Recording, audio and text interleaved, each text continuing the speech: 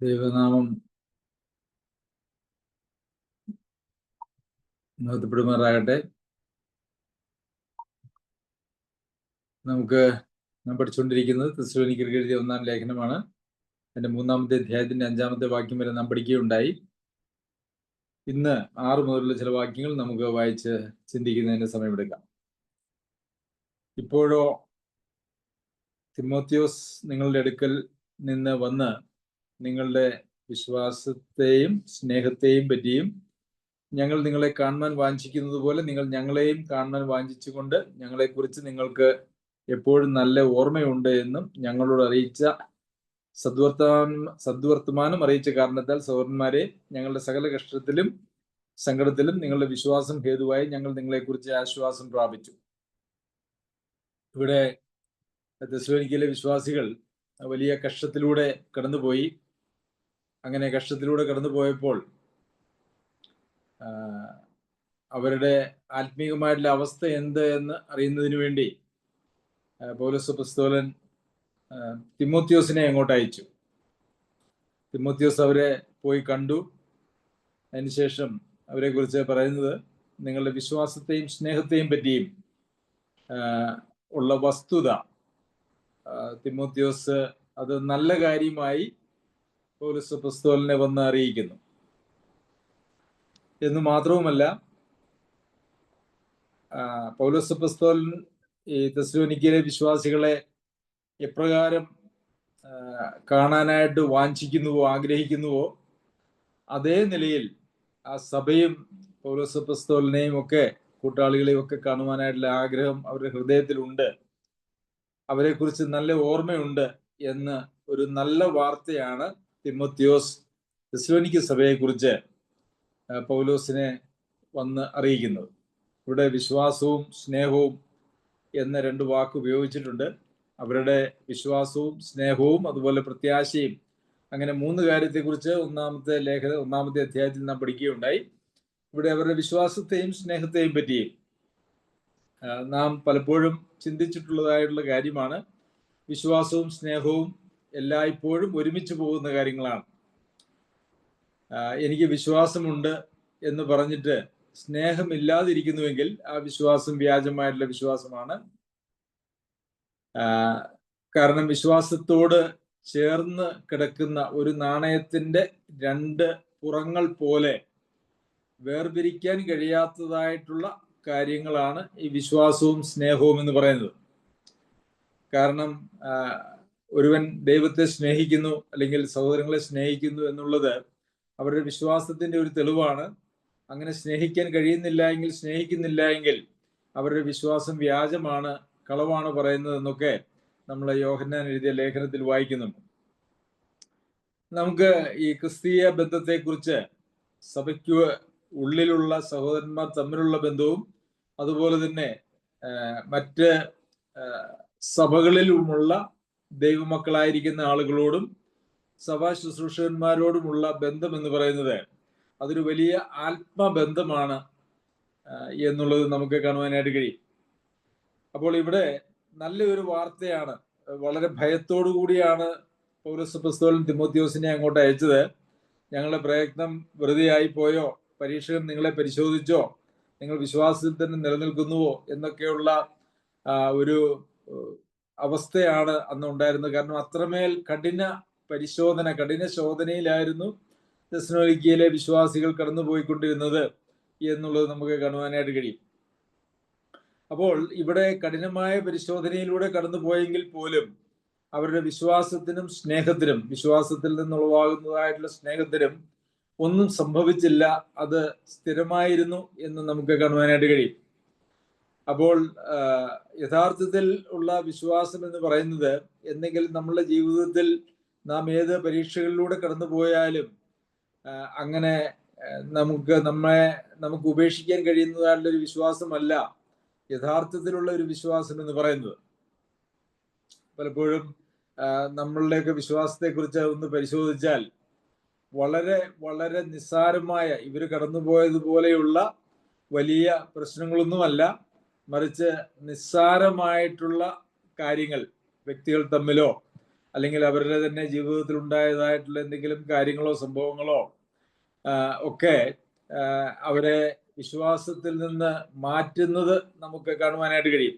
വളരെ നിസ്സാരമായിട്ടുള്ള കാര്യങ്ങളാണ് അനേകരും വിശ്വാസം ത്യജിച്ച് പോകുന്നതിന് കാരണമായിട്ടിരിക്കുന്നത്. അങ്ങനെയുള്ള ഒരു വിശ്വാസം എന്ന് പറയുന്നത് അടിസ്ഥാനപ്പെട്ടിരിക്കുന്നത് യഥാർത്ഥത്തിൽ ദൈവവചനത്തിൽ നാം വായിക്കുന്നതായിട്ടുള്ള ആത്മീക സത്യങ്ങൾക്കനുസരിച്ചല്ല, മറിച്ച് അവരുടേതായിട്ടുള്ള ചില കാഴ്ചപ്പാടുകളോ മോഹങ്ങളോ താല്പര്യങ്ങളോ അനുസരിച്ച് അവരിൽ രൂപപ്പെടുത്തിയിരിക്കുന്നതായിട്ടുള്ള ബൈബിൾ വിരുദ്ധമായിട്ടുള്ള വിശ്വാസമാണ്. ബൈബിളിൽ നമുക്ക് കാണുന്നതായിട്ടുള്ള വിശ്വാസം എന്ന് പറയുന്നത് അങ്ങനെ തോണ്ടിയാൽ പോകുന്നതോ അല്ലെങ്കിൽ എന്തെങ്കിലും ഒന്ന് ചെറിയ നിസ്സാര കാര്യങ്ങൾ വരുമ്പോഴോ നഷ്ടപ്പെട്ടു പോകുന്നതായിട്ടുള്ളൊരു വിശ്വാസമോ സ്നേഹമോ അല്ല എന്നുള്ളത് നമുക്ക് മനസ്സിലാക്കുവാനായിട്ട് കഴിയും. കാരണം വിശ്വാസികളായിരിക്കുന്ന ആളുകൾ സഹവിശ്വാസികൾക്കായിട്ട് അവരുടെ ജീവൻ പോലും വെച്ചു കൊടുക്കാൻ തയ്യാറായിരിക്കണം എന്ന് പറയുന്നതാണ്. അപ്പോൾ നമുക്ക് വായിക്കാനായിട്ട് കഴിയും ബൈബിളിൽ. അപ്പോൾ ജീവൻ പോലും വെച്ചു കൊടുക്കാൻ നമ്മെ തയ്യാറാക്കുന്നതായ ഒരു വിശ്വാസം, സ്നേഹം ജീവൻ വെച്ചു കൊടുക്കുവാനായിട്ട് നമ്മെ തയ്യാറാക്കുന്നതായിട്ടുള്ള സ്നേഹം അടിസ്ഥാനപ്പെട്ടിരിക്കുന്നതായിട്ടുള്ള ഒരു വിശ്വാസമാണ് യഥാർത്ഥത്തിൽ ക്രിസ്തീയ വിശ്വാസം എന്ന് പറയുന്നത്. അതല്ലാതെ എന്തെങ്കിലും ഒന്ന് നോക്കിയെന്നോ നോക്കിയില്ലെന്നോ, മിണ്ടിയെന്നോ മിണ്ടിയില്ലെന്നോ, അല്ലെങ്കിൽ മൈൻഡ് ചെയ്തില്ലെന്നോ, അല്ലെങ്കിൽ വന്നില്ലെന്നോ പോയില്ലെന്നോ തുടങ്ങിയതായിട്ടുള്ള നിസ്സാര കാര്യങ്ങളെ പ്രതി വരുന്നതും പോകുന്നതുമായിട്ടുള്ള കാര്യമൊന്നുമല്ല ക്രിസ്തീയ വിശ്വാസം എന്ന് പറയുന്നത് എന്നുള്ളത് നമ്മൾ ഓർക്കണം. നമ്മുടെ വിശ്വാസം അടിസ്ഥാനപ്പെട്ടിരിക്കുന്നത് ഈ ലോകത്തിലുള്ള ഒരു കാര്യങ്ങളിലുമല്ല എന്നുള്ളത് നാം മനസ്സിലാക്കേണ്ടത് ആവശ്യമാണ്. ലോകത്തിലുള്ള ഒരു കാര്യങ്ങളിലുമല്ല നമ്മളുടെ വിശ്വാസം അടിസ്ഥാനപ്പെട്ടിരിക്കേണ്ടത്, മറിച്ച് അത് നമ്മുടെ നിത്യതയുമായിട്ട് ബന്ധപ്പെട്ട് നമ്മളുടെ മാനസാന്തരത്തിൽ നിന്നും ദൈവത്തോടുള്ള നമ്മുടെ സ്നേഹത്തിൽ നിന്നും ദൈവത്തോടുള്ള നമ്മളുടെ സമർപ്പണത്തിലൂടെ നമ്മുടെ പ്രവൃത്തികളിലൂടെ വെളിപ്പെടുന്നതായിട്ടുള്ള ഒരു വിശ്വാസമാണ് യഥാർത്ഥത്തിൽ നമുക്കുണ്ടായിരിക്കേണ്ടത്. അതങ്ങനെ ചെറിയ കാറ്റും കോളും ഒന്നും വരുമ്പോൾ പോകുന്നതല്ല. നമുക്കറിയാം, 2 കെട്ടിടം പണിയുന്നവരെ കുറിച്ച് കർത്താവ് പറഞ്ഞത് നമുക്കറിയാമല്ലോ. മണലിന്മേൽ വീട് പണിതതായിട്ടുള്ള ഒരാളുണ്ട്, അതുപോലെ തന്നെ ആഴെ കുഴിച്ച് പാറമേൽ അടിസ്ഥാനമിട്ട് വീട് പണിതതായിട്ടുള്ള ആളുകളുമുണ്ട്. മണലിന്മേൽ വീട് പണിതതായിട്ടുള്ള ആളുകൾ അവര് വളരെ പെട്ടെന്ന് പണി തീർത്തു. ഒരുപക്ഷെ ഞാൻ വിചാരിക്കുന്നു ഈ ആഴത്തിൽ കുഴിച്ച് പാറമേൽ അടിസ്ഥാനമിട്ട് ഒരു തറ നിരപ്പായപ്പോഴേക്കും മണലിന്മേൽ വീട് പണിതവൻ അവരുടെ വീടിന്റെ പണി ഒരുപക്ഷെ പൂർത്തിയാക്കിയിട്ടുണ്ടാവും. അത്ര എളുപ്പമാണല്ലോ. പ്രത്യേകിച്ച് അടിസ്ഥാനമൊന്നുമില്ലാതെ ആഴെ കുഴിക്കാൻ ആവശ്യമില്ല, അടിസ്ഥാനം ഇടേണ്ട ആവശ്യമില്ല, പാറ വരെ പോകേണ്ട ആവശ്യമില്ല. അങ്ങനെയുള്ള എല്ലാ സൗകര്യങ്ങളുമുണ്ട്. അതുകൊണ്ട് മണലിന്മേൽ വീട് പണിയുന്നവർ അവരുടെ പണി അത് പെട്ടെന്ന് നഷ്ടപ്പെട്ടു പോകുന്നതാണ്. എന്തെങ്കിലുമൊക്കെ ചെറിയ സംഭവങ്ങൾ ഉള്ളപ്പോഴും അവിടെ കർത്താവ് പറഞ്ഞ ആ ഉപമയിൽ കാറ്റടിച്ചു, തിരമാല വന്നു, അപ്പോൾ ആ വീട് നിലംപതിച്ചു എന്നാണ്. എന്നാൽ കാറ്റും തിരമാലയും ഒന്നുമില്ലാതെ വളരെ നിസ്സാരമായിട്ടുള്ള കാര്യങ്ങളുടെ പുറത്ത് വിശ്വാസം ഉപേക്ഷിച്ച് പോകുന്നതായിട്ടുള്ള ആളുകളെ നമുക്ക് കാണുവാനായിട്ട് കഴിയും. അതിന്റെ അടിസ്ഥാനം അവരുടെ വിശ്വാസത്തെ അവർ പണിതുയർത്തിയത് മണലിന്മേലാണ്, അതല്ലാതെ ആഴെ കുഴിച്ച് പാറമേലല്ല എന്നുള്ളത് തന്നെയാണ്. അപ്പോൾ തെസ്സലോനിക്കയിലെ സഭയിലെ വിശ്വാസികളുടെ വിശ്വാസം അത് ആഴക്കുഴിച്ച് പാറമേൽ അടിസ്ഥാനപ്പെട്ടതായിട്ടൊരു വിശ്വാസമായിരുന്നു. അതങ്ങനെ നിസ്സാരമായിട്ടൊന്നും അത് തകർന്നു പോവുകയില്ല എന്ന് നമുക്ക് കാണുവാനായിട്ട് കഴിയും. 7-ാമത്തെ വാക്യത്തിൽ, സഹോദരന്മാരെ, ഞങ്ങളുടെ സകല കഷ്ടത്തിലും സങ്കടത്തിലും നിങ്ങളുടെ വിശ്വാസം ഹേതുവായി ഞങ്ങൾ നിങ്ങളെക്കുറിച്ച് ആശ്വാസം പ്രാപിച്ചു എന്നാണ്. അപ്പോൾ പൗലോസ് അപ്പോസ്തലനും തന്റെ കൂട്ടാളികളും വളരെയേറെ കഷ്ടങ്ങളിലൂടെയാണ് ഈ സമയത്ത് കടന്നു പോയിക്കൊണ്ടിരിക്കുന്നത്. അവർക്ക് അവരുടെ ആ കഷ്ടങ്ങളിൽ അവർക്ക് ആശ്വാസം പ്രാപിച്ചു. സാധാരണ കഷ്ടങ്ങളിൽ ആശ്വാസം പ്രാപിക്കുന്നത് എങ്ങനെയാണ്? നമുക്കറിയാം, കഷ്ടങ്ങൾ മാറി വരുമ്പോഴാണ് കഷ്ടങ്ങളിൽ നമുക്ക് ആശ്വാസം പ്രാപിക്കുന്നത്. എന്തെങ്കിലും വേദനകളോ കഷ്ടങ്ങളോ ദുഃഖങ്ങളോ ഒക്കെ ഉണ്ടായാൽ അവിടെ നമുക്ക് ആശ്വാസം പ്രാപിക്കുവാനായിട്ട് കഴിയുന്നത് അത് നമ്മെ വിട്ടുപോകുമ്പോഴാണ്. അതല്ലാതെ ഇവിടെ പൗലോസ് അപ്പോസ്തലൻ ആശ്വാസം പ്രാപിച്ചത് ഇവിടെ നിന്നാണെന്ന് ചോദിച്ചാൽ തെസ്സലോനിക്കയിലെ വിശ്വാസികൾ വിശ്വാസത്തിൽ നിലനിൽക്കുന്നു, സ്നേഹത്തിൽ നിലനിൽക്കുന്നു എന്നുള്ളത് മനസ്സിലാക്കി ആശ്വാസം പ്രാപിച്ചു എന്നാണ്. പൗലോസ് അപ്പോസ്തലന്റെ കഷ്ടം നീങ്ങിപ്പോയത് കൊണ്ടുള്ള ആശ്വാസമല്ല, മറിച്ച് മറ്റു വിശ്വാസികൾ അവർ ആശ്വാസത്തിൽ ഇരിക്കുന്നു, അവർ സമാധാനത്തിലിരിക്കുന്നു, അവർ വിശ്വാസത്തിൽ നിലനിൽക്കുന്നു, അവർ സ്നേഹത്തിൽ നിലനിൽക്കുന്നു എന്നുള്ളതാണ് എല്ലാ കഷ്ടങ്ങളിലും പൗലോസ് അപ്പോസ്തലനെ ആശ്വസിപ്പിച്ച ആശ്വാസം എന്ന് പറയുന്നത്. കൊരിന്ത്യർക്ക് എഴുതിയ 2-ാം ലേഖനം അതിന്റെ 11-ാമത്തെ അധ്യായത്തിൽ നമ്മൾ പൗലോസ് അപ്പോസ്തലൻ കടന്നുപോയതായിട്ടുള്ള കഷ്ടങ്ങളെ കുറിച്ചൊക്കെ പറയുമ്പോൾ അവിടെ നമുക്ക് കാണാനായിട്ട് കഴിയുന്നത് സർവ്വസഭകളെയും കുറിച്ചുള്ള ഭാരം എന്ന് നമ്മളവിടെ വായിക്കുന്നുണ്ട്. തന്റെ കഷ്ടങ്ങളെ കുറിച്ച് പറയുമ്പോഴാണ് സകല സഭകളെയും കുറിച്ചുള്ള ഒരു ഭാരം പൗലോസ് അപ്പോസ്തലനുണ്ടായിരുന്നു. അപ്പോൾ ഞാനിങ്ങനെ ചിന്തിക്കുകയായിരുന്നു, നമ്മുടെ സഭയിലെ സകല സഹോദരന്മാരെ കുറിച്ചുള്ളതായ ഒരു ഭാരം നമുക്ക് യഥാർത്ഥത്തിലുണ്ടോ? സർവ്വസഭകളെയും കുറിച്ചുള്ള ഭാരമില്ലെങ്കിൽ പോലും നാമുമായിട്ട് നമ്മുടെ ഒരപ്പത്തിന്റെ അംശികളായിരിക്കുന്ന നമ്മുടെ സഹവിശ്വാസികളെ കുറിച്ചും അതുപോലെ തന്നെ ഓൺലൈനിലായിട്ട് നാമുമായിട്ട് കൂട്ടായ്മയിലുള്ള നമ്മുടെ പ്രിയ സഹോദരങ്ങളെയൊക്കെ ഓർത്ത് ഉള്ളതായ ഒരു കാഴ്ചപ്പാട്, അവരെ കുറിച്ചുള്ള ആശ്വാസം, താല്പര്യം, അതൊക്കെ നമുക്കുണ്ടോ എന്ന് ഞാൻ അവരെക്കുറിച്ചുള്ള ഒരു ഭാരം, അവരുടെ വിശ്വാസത്തെ കുറിച്ചുള്ള ഒരു ഭാരം നമുക്കുണ്ടോ എന്ന് ഞാനിങ്ങനെ ചിന്തിക്കുകയായിരുന്നു. ശരി, പൗലോസ് അപ്പോസ്തലന്റെ ആശ്വാസം മറ്റുള്ള സഹവിശ്വാസികളുടെ വിശ്വാസത്തിലും അതുപോലെ തന്നെ സ്നേഹത്തിലും അധിഷ്ഠിതമായിരുന്നു, അല്ലാതെ സ്വന്തം കഷ്ടങ്ങൾ നീങ്ങിപ്പോകുന്നതിൽ അടിസ്ഥാനപ്പെട്ടതല്ലായിരുന്നു എന്ന് നമുക്ക് കാണുവാനായിട്ട് കഴിയും. നിങ്ങൾ കർത്താവിൽ നിലനിൽക്കുന്നു എന്നറിഞ്ഞ് ഞങ്ങൾ വീണ്ടും ജീവിക്കുന്നു.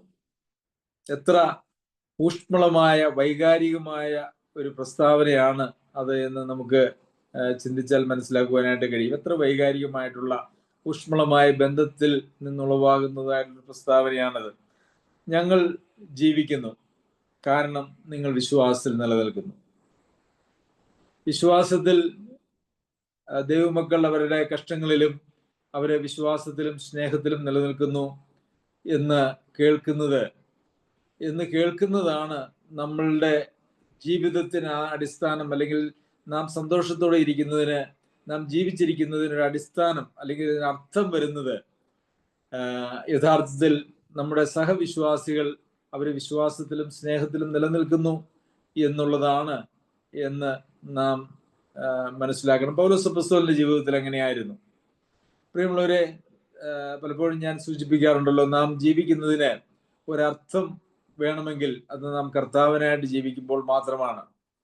അപ്പോൾ നമ്മളുടെ സന്തോഷത്തിനും നമ്മളുടെ ജീവിതത്തിനും ഒരർത്ഥവും ഒരടിസ്ഥാനവും ഉണ്ടായിരിക്കണമെങ്കിൽ അത് നമ്മുടെ സഹവിശ്വാസികൾ അവരുടെ വിശ്വാസത്തിലും സ്നേഹത്തിലും നിലനിൽക്കുന്നതിലാണ് എന്നുള്ളത് നമുക്ക് കാണുവാനായിട്ട് കഴിയും. 1-ാമത്തെ അധ്യായത്തിൽ വിശ്വാസം, പ്രത്യാശ, സ്നേഹം, ഈ 3 കാര്യങ്ങൾ പറയുന്നുണ്ട്.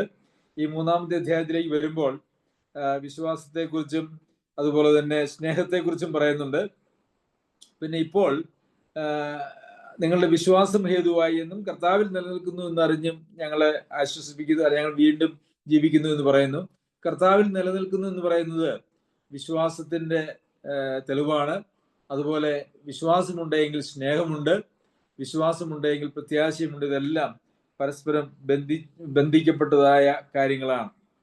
ഇന്ന് പല സഭകളിലും അങ്ങനെ വിശ്വാസികൾ മറ്റുള്ളവരുടെ വിശ്വാസത്തെക്കുറിച്ചൊന്നും വലിയ താല്പര്യമൊന്നുമില്ല. പലപ്പോഴും തങ്ങളുടെ സ്വാർത്ഥമായിട്ടുള്ള താല്പര്യങ്ങളാണ് അവരെ നിയന്ത്രിക്കുന്നതെന്ന് നമുക്കറിയാമല്ലോ. അതിനെക്കുറിച്ച് യാക്കോബ് അപ്പോസ്തലൻ എഴുതുമ്പോൾ ഒരുവനാൽ ഒരുവൻ ഒടുങ്ങിപ്പോകാതിരിപ്പാൻ സൂക്ഷിച്ചുകൊള്ളുവിൻ എന്നൊരു പ്രസ്താവന നമുക്ക് കാണുവാനായിട്ട് കഴിയും. ഇന്ന് അനേക സഭകളിലും വിശ്വാസികളുടെ വിശ്വാസത്തിൽ നിന്നുള്ള പിന്മാറ്റത്തിന് കാരണമായിരിക്കുന്നത്, അല്ലെങ്കിൽ വിശ്വാസത്യാഗത്തിന് കാരണമായിരിക്കുന്നത് അതേ സഭയിലെ തന്നെ വിശ്വാസികൾ എന്ന് പേര് പറയുന്നതായിട്ടുള്ള ആളുകളാണ്. സ്നേഹമില്ലാത്തവരും മാനസാന്തരമില്ലാത്തവരും ക്ഷമിക്കാത്തവരും ജഡികന്മാരുമായിട്ടുള്ള വിശ്വാസികൾ മറ്റ് സഹവിശ്വാസികൾക്ക് ഒരു വലിയ ഇടർച്ചയായിട്ടിരിക്കുന്നു. അങ്ങനെയുള്ള ജഡികന്മാരായിട്ടുള്ള ആളുകൾ ഒരു സഭയിൽ വർദ്ധിച്ചു വന്നാൽ, അവരുടെ എണ്ണം വർദ്ധിച്ചു വന്നു കഴിഞ്ഞാൽ ആ സഭയെ പിന്നെ മുമ്പോട്ട് കൊണ്ടുപോകുവാൻ വളരെ പ്രയാസമായിട്ടുള്ളൊരു കാര്യമാണ്. ജഡികന്മാർ ന്യൂനപക്ഷമായിരിക്കുന്നിടത്തോളം കാലം അങ്ങനെ ഒരു സഭയ്ക്ക് മുമ്പോട്ട് പോകാൻ വലിയ പ്രയാസമില്ല. കാരണം ഭൂരിപക്ഷം വരുന്നതായിട്ടുള്ള ആത്മീയരായിട്ടുള്ള ആളുകൾ അവരുടെ സ്വാധീനം സഭയിൽ എന്നും നിലനിൽക്കുന്നതാണ്. ശരി, 9-ാമത്തെ വാക്യത്തിൽ നമ്മുടെ ദൈവത്തിന്റെ സന്നിധിയിൽ നിങ്ങളെ ചൊല്ലി ഞങ്ങൾ സന്തോഷിക്കുന്ന സകല സന്തോഷത്തിനും തക്കതായി ദൈവത്തിന് എന്തൊരു സ്തോത്രം ചെയ്യുവാൻ ഞങ്ങളാൽ കഴിയും. അപ്പോൾ നമ്മൾ ദൈവത്തിന് നന്ദി പറയുന്ന കാര്യങ്ങൾ എന്തൊക്കെയാണ്? ദൈവത്തിന് സ്തോത്രം ചെയ്യുമ്പോൾ എന്തൊക്കെയാണ് നമ്മൾ സ്തോത്രം ചെയ്യാറുള്ളത്? ഇവിടെ പൗലോസ് അപ്പോസ്തലൻ സ്തോത്രം ചെയ്യുന്നത് ദൈവത്തിന്റെ സന്നിധിയിൽ നിങ്ങളെ ചൊല്ലി ഞങ്ങൾ സന്തോഷിക്കുന്ന സകല സന്തോഷത്തിനും തക്കതായി എന്ത് കാരണമാണുള്ളത്? അപ്പോൾ പൗലോസ് അപ്പോസ്തലന്റെ ആശ്വാസത്തിന്റെ അടിസ്ഥാനം എന്താണ്? പൗലോസ് അപ്പോസ്തലന്റെ ജീവന്റെ അടിസ്ഥാനം എന്താണ്? പൗലോസ് അപ്പോസ്തലന്റെ സന്തോഷത്തിന്റെ അടിസ്ഥാനം എന്താണ് എന്നാണ് ഇവിടെ നമ്മൾ കാണുന്നത്. എന്താണ് സന്തോഷത്തിന്റെ അടിസ്ഥാനം? നിങ്ങളെ ചൊല്ലി ഞങ്ങൾ സന്തോഷിക്കുന്ന സകല സന്തോഷത്തിനും തക്കതായി. അപ്പോൾ ദൈവസന്നിധിയിൽ പൗലോസ് അപ്പോസ്തലനും കൂട്ടാളികളും സ്തോത്രം ചെയ്യുന്നതിൽ ഏറ്റവും വലിയൊരു വിഷയം അവരുടെ ജീവിതത്തിൽ അവർക്ക് എന്തെങ്കിലും കിട്ടിയതായിട്ടുള്ള സൗഖ്യമോ അവർക്ക് കിട്ടിയതായ ഭൗതിക സമൃദ്ധിയോ ഒന്നുമല്ല, മറിച്ച് മറ്റ് സഹവിശ്വാസികളുടെ വിശ്വാസത്തിന്റെ നന്മയാണ് എന്ന് നമുക്ക് കാണുവാനായിട്ട് സാധിക്കും.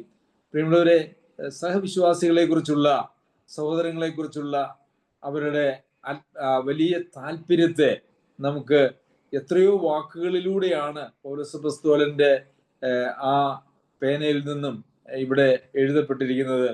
എല്ലാം ക്രിസ്തീയ വിശ്വാസം അല്ലെങ്കിൽ വിശ്വാസ ജീവിതം, സഭാജീവിതം എന്ന് പറയുന്നത് നാം ഒക്കെ ചിന്തിക്കുന്നതിനും ഒരുപക്ഷെ ശീലിച്ചു വന്നതിനും ഒക്കെ അപ്പുറം അത് വളരെ ഊഷ്മളമായ നമ്മുടെ ജീവിതത്തെ വളരെയേറെ സ്വാധീനിക്കുന്നതായിട്ടുള്ള ഒരു കാര്യമാണ്.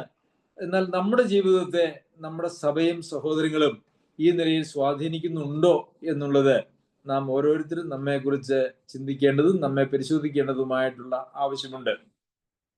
വിശ്വാസ ജീവിതം എന്ന് പറയുന്നത് യഥാർത്ഥത്തിൽ അത് ദൈവത്തോടും ദൈവജനത്തോടും ഉള്ള ബന്ധത്തിൽ അധിഷ്ഠിതമായ ഒരു ജീവിതമാണ്.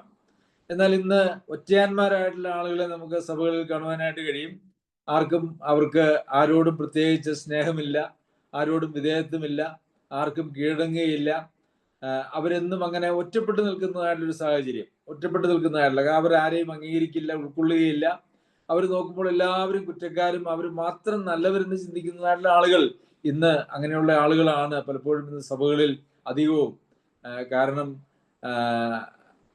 സഭയെ സ്നേഹിക്കുമ്പോൾ അല്ലെങ്കിൽ ദൈവമക്കളെ സ്നേഹിക്കുമ്പോൾ അതിനകത്ത് ഒരു ചെലവൊക്കെ ഉണ്ട്, കഷ്ടപ്പാടുണ്ട്. അതുപോലെ തന്നെ അതിനൊത്തിരി ത്യാഗം ആവശ്യമാണ്, അതിന് സമയം ആവശ്യമാണ്, ത്യാഗം, പല നിലകളിലുള്ള ത്യാഗങ്ങൾ അതിന് ആവശ്യമാണ്. അതൊന്നും ഇല്ലാതെ ഇരിക്കും. സഭായോഗത്തിൽ പോയി സംബന്ധിച്ച് വീട്ടിൽ പോവുക, 10 മണിക്ക് തുടങ്ങി 1 മണിക്ക് സഭായോഗം തീരുന്ന ഒരു സ്ഥലത്താണെങ്കിൽ 10:10 കയറി വരികയും 12:50 പോവുകയും ചെയ്യുന്നതായിട്ടുള്ള ധാരാളം വിശ്വാസികൾ ഇന്ന് അനേക സഭകളിലും ഉണ്ട് എന്നുള്ളത് നമുക്കറിയാം. എന്നാൽ അവരെ വിശ്വാസികളെന്ന് വിളിക്കുവാനായിട്ട് ഞാൻ ആഗ്രഹിക്കുന്നില്ല. അവര് വിശ്വാസത്തിന്റെ വേഷം കിട്ടിയവരെന്ന് മാത്രമേ നമുക്ക് വിളിക്കുവാനായിട്ട് കഴിയുകയുള്ളൂ. നമ്മുടെ സന്തോഷത്തിന്റെ അടിസ്ഥാനവും അതുപോലെ തന്നെ ദൈവസഭയും ദൈവമക്കളും ആയിരിക്കേണ്ടത് ആവശ്യമാണ്. 10-ാമത്തെ വാക്യത്തിൽ അവിടെ പൗലോസ് അപ്പോസ്തലൻ പറയുന്നത്, ഇനി നിങ്ങളുടെ മുഖം കാണുവാനും നിങ്ങളുടെ വിശ്വാസത്തിന് കുറവ് തീർപ്പാനുമായി ഞങ്ങൾ രാവും പകലും വളരെ താല്പര്യത്തോടെ പ്രാർത്ഥിച്ചു പോരുന്നു. അപ്പോൾ ഇവിടെ പൗലോസ് അപ്പോസ്തലൻ കഷ്ടങ്ങളിലൂടെ കടന്നു പോകുന്നതായുള്ള വിശ്വാസികൾ അവര് വളരെ സന്തോഷമായിട്ടിരിക്കുന്നു. അവര് വിശ്വാസത്തിലും സ്നേഹത്തിലും പ്രത്യാശയിലും ഇരിക്കുന്നു. ഇതൊക്കെ ആണെങ്കിലും പിന്നെയും പൗലോസ് അപ്പോസ്തലൻ പറയുക, നിങ്ങളുടെ വിശ്വാസത്തിന്റെ കുറവ് തീർക്കാനായിട്ട് ഞങ്ങൾ രാവും പകലും വളരെ താല്പര്യത്തോടെ പ്രാർത്ഥിച്ചു പോരുന്നു. പൗലോസ് അപ്പോസ്തലൻ പലയിടത്തും രാവും പകലും എന്ന് പറയുന്നത് നമുക്ക് കാണുവാനായിട്ട് കഴിയും. പ്രധാനമായിട്ടും 2 കാര്യങ്ങളെ കുറിച്ചാണ് പൗലോസ് അപ്പോസ്തലൻ അങ്ങനെ പറഞ്ഞിരിക്കുന്നത്. ഒന്ന്, തൻ്റെ പ്രാർത്ഥനയെക്കുറിച്ചും സ്തോത്രത്തെക്കുറിച്ചും. 2, താൻ തൻ്റെ രാവും പകലും വേല ചെയ്തു അല്ലെങ്കിൽ അധ്വാനിച്ചു. ഈ 2 കൈകളാലും രാപ്പകൽ അധ്വാനിച്ചു എന്ന് നമ്മൾ കാണുവാനായിട്ട് കഴിയും. അപ്പോൾ പൗലോസ് അപ്പോസ്തലൻ ലേഖനങ്ങളിലൂടെ പറയുമ്പോൾ രാപ്പകൽ ചെയ്തതായിട്ട് പറയുന്നതായിട്ടുള്ള ഈ 2 കാര്യങ്ങളാണുള്ളത്. ഒന്ന്, പ്രാർത്ഥന, സ്തോത്രം. 2, തൻ്റെ സ്വന്തം കൈകളാൽ താൻ തനിക്കും കൂടെയുള്ളവർക്കും വേണ്ടി അധ്വാനിച്ചു എന്ന് പറയുന്നതായിട്ടുള്ള കാര്യം. ഞാൻ വിചാരിക്കുന്നു ഇത് രണ്ടും വളരെ പ്രധാനപ്പെട്ടതായിട്ടുള്ളൊരു കാര്യമാണ്. രാവും പകലും നാം അധ്വാനിക്കുന്നവരായിരിക്കണം. അതുപോലെ തന്നെ രാവും പകലും ദൈവത്തോട് നന്ദി പറയുകയും അതുപോലെ ദൈവത്തോട് പ്രാർത്ഥിക്കുകയും ചെയ്യുന്നവരായിരിക്കണം. ഞാനിങ്ങനെ ചിന്തിക്കുകയായിരുന്നു, പൗലോസ് അപ്പോസ്തലൻ ഒരു അപ്പസ്തോലനായിരുന്നു, അനേക സഭകൾ സ്ഥാപിച്ചതായിട്ടുള്ള ആളാണ്. അനേകം സുവിശേഷം പ്രസംഗിച്ചിട്ടുള്ളതായുള്ള ആളാണ്. എന്നാൽ ഞാൻ രാവും പകലും സുവിശേഷം പ്രസംഗിച്ചു എന്ന് പൗലോസ് അപ്പോസ്തലൻ പറഞ്ഞിട്ടില്ല. പൗലോസ് അങ്ങനെ പറഞ്ഞിട്ടില്ല, എഴുതിയിട്ടില്ല. എന്നാൽ താൻ ചെയ്തു എന്നുള്ളത് ഒരു യാഥാർത്ഥ്യമാണെന്ന് നമുക്കറിയാം. എന്നാൽ ഈ രണ്ട് കാര്യങ്ങൾ പ്രത്യേകമായിട്ട് എഴുതിയിട്ടുണ്ട് എന്നുള്ളത് കൊണ്ട് നമുക്ക് അതിൽ നിന്നും മനസ്സിലാക്കുവാനായിട്ട് കഴിയുന്ന ഒരു കാര്യം, ഏതൊരു ആത്മീക ശുശ്രൂഷയിലുള്ള ആളുകളും അവരുടെ ആത്മീക ശുശ്രൂഷയോട് ചേർത്ത് അവരെ രാപ്പകൽ ചെയ്യേണ്ടതായിട്ടുള്ള രണ്ട് കാര്യങ്ങളുണ്ട്. ഒന്ന്, സ്വന്തം കൈകളാൽ അവർ തങ്ങൾക്ക് വേണ്ടിയും സഭയ്ക്ക് വേണ്ടിയും അധ്വാനിക്കുക. രണ്ട്, അവർ രാപ്പകൽ മറ്റുള്ളവർക്ക് വേണ്ടി ദൈവസന്നിധിയിൽ സ്തോത്രം ചെയ്യുകയും പക്ഷപാതം ചെയ്യുകയും ചെയ്യുക. ഇത് രണ്ടും ഒരു ശുശ്രൂഷകന്മാരുടെ ആവശ്യമാണ്, അവരുടെ ജീവിതത്തിൽ അവർക്ക് വേണ്ടുന്നതായിട്ടുള്ള കാര്യമാണ് എന്നുള്ളതും അത് ശുശ്രൂഷകന്മാർക്ക് മാത്രമല്ല, അത് എല്ലാ വിശ്വാസികൾക്കും, ദൈവത്തെ സ്നേഹിക്കുന്ന, ദൈവജനത്തെ സ്നേഹിക്കുന്ന എല്ലാ ദൈവമക്കളെ സംബന്ധിച്ചിടത്തോളം അത് പ്രസക്തമായിട്ടുള്ള കാര്യങ്ങളാണ് എന്നുള്ളത് നമുക്ക് കാണുവാനായിട്ട് കഴിയും. അപ്പോൾ വിശ്വാസത്തിന്റെ കുറവ് തീർപ്പാൻ, അവർ വിശ്വാസത്തിൽ അവർ സ്ഥിരപ്പെട്ട് നിൽക്കുന്നു, വിശ്വാസത്തിൽ നിലനിൽക്കുന്നു, എങ്കിലും വിശ്വാസം ഒരിക്കലും പൂർണ്ണമാകുന്നില്ല. വിശ്വാസത്തിൽ വളരേണ്ടതായിട്ടുള്ള ആവശ്യമുണ്ട്. അപ്പോൾ ആ വളർച്ചയിൽ ഒരു കുറവുണ്ടെങ്കിൽ അത് പരിഹരിക്കേണ്ടതിന് അവർക്ക് വേണ്ടി പ്രാർത്ഥിക്കുന്നു. അത് മാത്രവുമല്ല, രണ്ടാമത് താൻ പറയുന്നത്, നമ്മുടെ ദൈവവും പിതാവുമായവനും നമ്മുടെ കർത്താവായ യേശുവും ഞങ്ങൾ നിങ്ങളുടെ അടുക്കൽ വരുവാൻ വഴി നിരത്തി തരുമാറാകട്ടെ.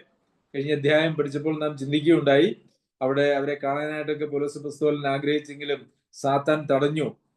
അതൊരു പക്ഷെ തന്റെ ശാരീരികമായിട്ടുള്ള പ്രശ്നങ്ങൾ കൊണ്ടായിരിക്കാം എന്ന് നാം അതിനെക്കുറിച്ച് ചിന്തിക്കുകയും ചെയ്തു.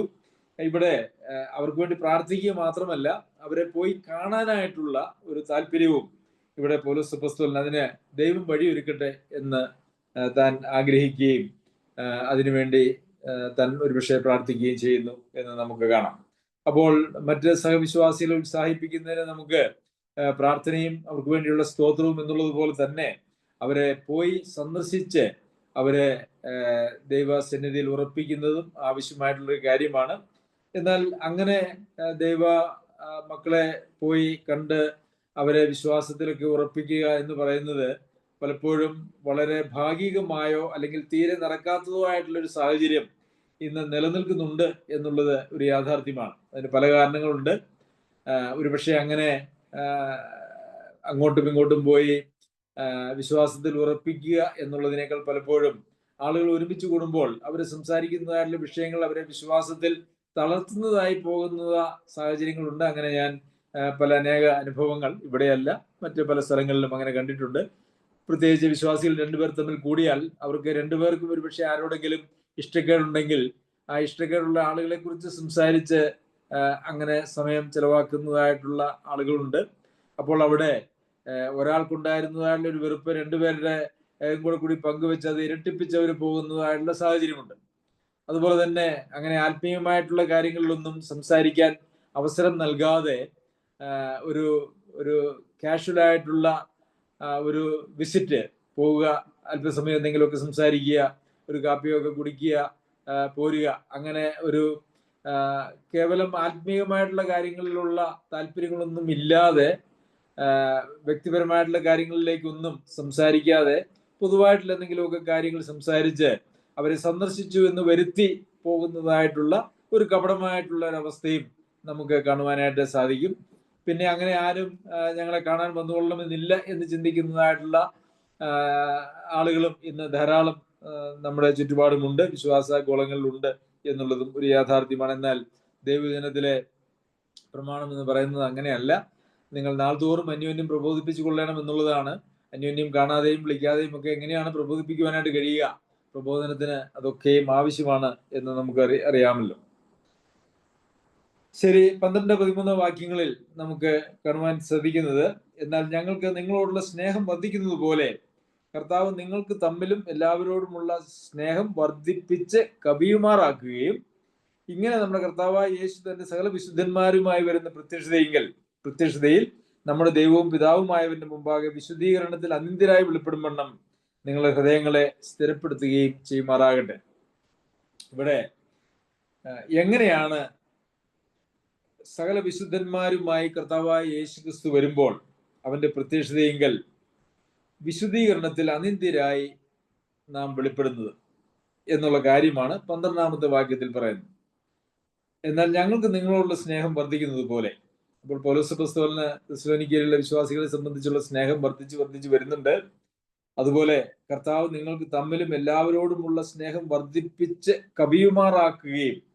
അപ്പോൾ ഇവിടെ നമ്മൾ ശ്രദ്ധിക്കേണ്ട ഒരു കാര്യം, നിങ്ങൾക്ക് തമ്മിലുള്ള സ്നേഹം നിങ്ങൾ വർദ്ധിപ്പിച്ച് കവിയുമാറാക്കണം എന്നല്ല അവിടെ എഴുതിയേക്കുന്നത്. അത് സൂക്ഷിച്ച് വായിച്ചാൽ അവിടെ ഒരു വാക്ക് നമുക്ക് ശ്രദ്ധിക്കുവാനായിട്ട് കഴിയും. കർത്താവ് നിങ്ങൾക്ക് തമ്മിലും എല്ലാവരോടുമുള്ള സ്നേഹം വർദ്ധിപ്പിച്ച് കവിയുമാറാക്കുകയും. അപ്പോൾ എല്ലാവരോടും തമ്മിലുമുള്ള ആ സ്നേഹം വർദ്ധിപ്പിച്ച് കവിയുമാറാക്കുന്നത് ആരാണ് എന്ന് ചോദിച്ചാൽ അത് കർത്താവാണ് എന്നുള്ള ഉത്തരമാണ് നമുക്ക് കിട്ടുന്നത്. അപ്പോൾ ഈ സഹവിശ്വാസികളോടുള്ള സ്നേഹം എന്ന് പറയുന്നത് അത് കർത്താവ് നമ്മുടെ ജീവിതത്തിൽ പ്രവർത്തിക്കുന്നതിലൂടെ ഉളവാകുന്നതായിട്ടുള്ള ഒന്നാണ്. അതല്ലാതെ നമ്മുടെ ജഡത്തിൽ നിന്ന് ഉളവാകുന്നതായിട്ടുള്ള ഒന്നല്ല എന്ന് നമുക്ക് കാണുവാനായിട്ട് കഴിയും. ഫിലിപ്പിയ ലേഖനം പഠിപ്പിച്ചപ്പോൾ നാം കണ്ടു, നിങ്ങൾ നല്ല പ്രവൃത്തിയെ ആരംഭിച്ചവൻ ക്രിസ്തുവിന്റെ നാളോളം അതിനെ തികയ്ക്കുമെന്ന് ഞാൻ ഉറപ്പായി വിശ്വസിച്ചിരിക്കുന്നു നമ്മൾ വായിക്കുകയുണ്ടായി. അപ്പോൾ നമ്മളിൽ സഹവിശ്വാസികളോടുള്ള സ്നേഹത്തെ വർദ്ധിപ്പിച്ച് കവിയുമാറാക്കുന്നത് ദൈവം നമ്മിൽ ചെയ്യുന്നതായിട്ടുള്ള ഒരു പ്രവൃത്തിയാണ് എന്നുള്ളതാണ് അതിന്റെ യാഥാർത്ഥ്യം. അല്ലാതെ നമ്മിൽ നിന്ന് സ്വതവേ അതുണ്ടാകുകയില്ല. പക്ഷേ ദൈവത്തെ നമ്മുടെ ജീവിതത്തിൽ പ്രവർത്തിക്കുവാനായിട്ട് നാം അനുവദിച്ച്, അതായത് നമ്മുടെ ജീവിതത്തെ സമ്പൂർണമായി ഏകപക്ഷീയമായി വ്യവസ്ഥകളില്ലാതെ ദൈവത്തിന് സമർപ്പിക്കുമ്പോൾ മാത്രമാണ് ദൈവത്തിന് അങ്ങനെ ഒരു കാര്യം നമ്മൾ ചെയ്തെടുക്കുവാനായിട്ട് സാധിക്കുകയുള്ളൂ. അപ്പോൾ അന്യോന്യം സ്നേഹിക്കണം എന്നുള്ള കൽപ്പനയും പ്രമാണവും നമുക്ക് ഉള്ളപ്പോൾ തന്നെ അത് ആ ഒരു സ്നേഹം നമ്മുടെ ജീവിതത്തിൽ ഒരു യാഥാർത്ഥ്യമാകണമെങ്കിൽ ശ്രദ്ധിക്കേണ്ടതായിട്ടുള്ളൊരു കാര്യം, നാം നമ്മുടെ ജീവിതത്തെ സമ്പൂർണമായി ദൈവിക പ്രവർത്തനത്തിന് ഏൽപ്പിച്ചു കൊടുത്തിരിക്കുന്നവർ ആയിരിക്കേണ്ടത് ആവശ്യമാണ്. അല്ലെങ്കിൽ നമ്മിൽ നിന്ന് അത് ഉളവാകുകയില്ല. ഒരുപക്ഷെ ഒന്ന് ചിന്തിച്ചു നോക്കിയാൽ നമുക്കിങ്ങനെ മനസ്സിലാക്കുവാനായിട്ട് കഴിയും, നമുക്ക് പലപ്പോഴും പലരെയും സ്നേഹിക്കാനായിട്ട് താല്പര്യമുണ്ടെങ്കിലും നമുക്ക് സ്നേഹിക്കുവാനായിട്ട് ആ സ്നേഹം നമ്മളിലേക്ക് വരുന്നില്ല. അങ്ങനെ വരാത്തതായിട്ടുള്ളൊരവസ്ഥ നമുക്ക് ഒരുപക്ഷെ പലരെയും സ്നേഹിക്കാൻ കഴിയുന്നില്ല എന്നുള്ള ഒരു തോന്നൽ നമ്മളിൽ ഉളവാകുവാൻ സാധ്യതയുണ്ട്. ഇത് എന്തുകൊണ്ടാണെന്ന് ചോദിച്ചാൽ, ദൈവിക പ്രവർത്തനത്തിനായിട്ട് ദൈവം നമ്മിൽ ആ സ്നേഹത്തെ വർദ്ധിപ്പിച്ച് കവിയുമാറാക്കുന്നതിന് ദൈവിക പ്രവർത്തനത്തിനായിട്ട് നമ്മളുടെ ജീവിതത്തെ ദൈവത്തിന് സമർപ്പിച്ചിട്ടില്ല. നമ്മളുടെ ജീവിതത്തെ നാം തന്നെയാണ് നിയന്ത്രിക്കുന്നത്. അതുകൊണ്ട് നമുക്കൊരിക്കലും അങ്ങനെ സ്നേഹം നമ്മൾ ഉളവാകുന്നില്ല, അത് വർദ്ധിക്കുന്നില്ല, കവിയുമാറാകുന്നില്ല എന്നുള്ളതാണ് നമുക്ക് കാണുവാനായിട്ട് കഴിയുന്നത്. അങ്ങനെ കവിയുമാറാക്കി ഇങ്ങനെ നമ്മുടെ കർത്താവായ യേശുക്രിസ്തു തന്റെ സകല വിശുദ്ധന്മാരുമായി വരുന്ന പ്രത്യക്ഷതയെങ്കിൽ, അപ്പോൾ എങ്ങനെ കർത്താവായ യേശുക്രിസ്തു തന്റെ സകല വിശുദ്ധന്മാരുമായി വരുന്ന പ്രത്യക്ഷതയെങ്കിൽ ദൈവവും പിതാവുമായവന്റെ മുമ്പാകെ വിശുദ്ധീകരണത്തിൽ അനിന്ദരായി വെളിപ്പെടുന്നത് എങ്ങനെയാണ് എന്ന് ചോദിച്ചാൽ, എങ്ങനെ കർത്താവ് തമ്മിലും എല്ലാവരോടുമുള്ള സ്നേഹം വർദ്ധിച്ച് പെരുകുമാറാക്കുന്നതിലൂടെ. അതും ഇവിടെ നമുക്ക് കാണുവാനായിട്ട് കഴിയുന്നത് നമ്മളുടെ വിശ്വാസത്തിന്റെ തെളിവ് എന്ന് പറയുന്നത്, നാം കർത്താവിനെ സ്നേഹിക്കുന്നു എന്ന് പറയുന്നത് നമ്മൾ ആ ദൈവം പ്രവർത്തിച്ച് നമ്മളിലൂടെ ഉളവാക്കുന്നതായ എല്ലാവരോടുമുള്ള ആ സ്നേഹത്തിലൂടെയാണ്, ആ സ്നേഹത്തിലൂടെ മാത്രമാണ്. അതിന് നിങ്ങൾ ഹൃദയങ്ങളെ സ്ഥിരപ്പെടുത്തുകയും ചെയ്യുമാറാകട്ടെ എന്നാണ് നാം വായിക്കുന്നത്. നിങ്ങളൊരു ക്രിസ്ത്യ ജീവിതം എന്ന് പറയുന്നത് ഒരു ബന്ധത്തിൽ അധിഷ്ഠിതമായ ജീവിതമാണ്. അല്ലാതെ ഞായറാഴ്ച വന്ന് ഒരു മീറ്റിങ്ങിൽ പങ്കെടുത്ത് പോകുന്ന, അല്ലെങ്കിൽ ആ മീറ്റിങ്ങിനോടനുബന്ധിച്ചുള്ളതായ ചില ആചാരങ്ങളിലോ അനുഷ്ഠാനങ്ങളിലോ അല്ലെങ്കിൽ ചടങ്ങുകളിലോ അധിഷ്ഠിതമായ ഒരു ജീവിതമല്ല ക്രിസ്തീയ ജീവിതം എന്ന് പറയുന്നത്. അത് ഓരോ നിമിഷവും നമ്മളിൽ ഉളവാകുന്ന, നമ്മളുടെ ഹൃദയങ്ങളിൽ വ്യാപരിക്കുന്ന, നമ്മളുടെ ജീവിതത്തെ നിയന്ത്രിക്കുന്നതായിട്ടുള്ള ഒരു ബന്ധത്തിൽ അധിഷ്ഠിതമായ, ദൈവത്തോടും ദൈവജനത്തോടുമുള്ള ബന്ധത്തിൽ അധിഷ്ഠിതമായ ഒരു ജീവിതമാണ്. സർവശക്തനായ ദൈവം നമ്മെ സഹായിക്കട്ടെ. കർത്താവിന്റെ വചനത്തിന്റെ പഠനത്തിലൂടെ വരുന്ന കാലങ്ങളിൽ നമുക്കും ആത്മീയമായിട്ടുള്ളൊരു കാഴ്ചപ്പാട് നമ്മളിൽ രൂപപ്പെടുവാനിടയാവട്ടെ. നമ്മുടെ പഴയ ശീലങ്ങളും നമ്മളിൽ നാം കണ്ടതും കേട്ടതുമായിട്ടുള്ള കാര്യങ്ങൾ നമ്മളുടെ ജീവിതത്തെ ഒത്തിരി താളം തെറ്റിച്ച് ഇട്ടിട്ടുണ്ട്. അതുപോലെ തന്നെ പഴയ നമ്മളുടെ ശീലങ്ങളുടേതായിട്ടുള്ള ഒത്തിരി മട്ട് നമ്മുടെ ജീവിതത്തിലുണ്ട്. അതെല്ലാം നാം കളഞ്ഞാൽ മാത്രമേ യഥാർത്ഥത്തിൽ കർത്താവിന്റെ ശിഷ്യന്മാർ എന്നുള്ള നിലയിൽ, മക്കൾ എന്നുള്ള നിലയിൽ നമുക്ക് ഈ ലോകത്തിൽ ജീവിച്ച് അവന്റെ നാമത്തെ മഹത്വപ്പെടുത്തുവാനായിട്ട് കഴിയുള്ളൂ. സുരക്ഷിതനായ ദൈവം നമ്മെല്ലാവരെയും സഹായിക്കട്ടെ. അവന്റെ അതിവിശുദ്ധ നാമം വാഴ്ത്തപ്പെടുമാറാകട്ടെ.